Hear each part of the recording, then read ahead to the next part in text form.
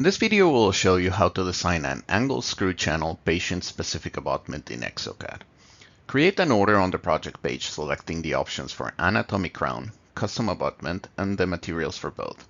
Make sure to select the cut the screw through the superstructure and the scan body scan options at the bottom right, then click OK. Back on the project page, select the antagonist and then proceed to the next step. Start by importing the scans on your case, paying close attention to what it asks for on the upper left corner of the Open File screen. After confirming the scans loaded correctly, click Next to select the implant type from the pre-choice library and align the scan body to the uploaded scan. Establish a trim line around the area of the scan that you would like the tissue portion of the abutment to end and the crown to begin, and continue. The software will automatically generate a crown template which you can reposition, modify, and adapt as needed, making sure the contacts, shape, size, and emergence profile are to your liking by utilizing the morph and cut anatomy functions.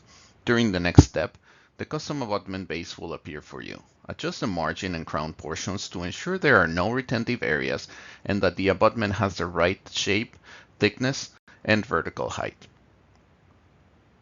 Adapt the emergence profile of the crown to match that of the abutment design, and then continue.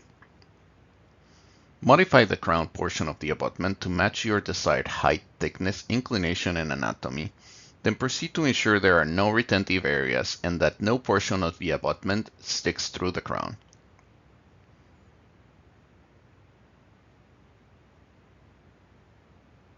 The software should then merge your abutment design.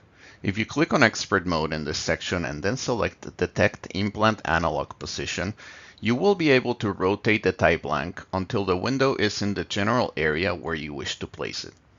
Adjust the angulation of the ASC channel vertically or horizontally to the optimal location within the sides and bottom of the window.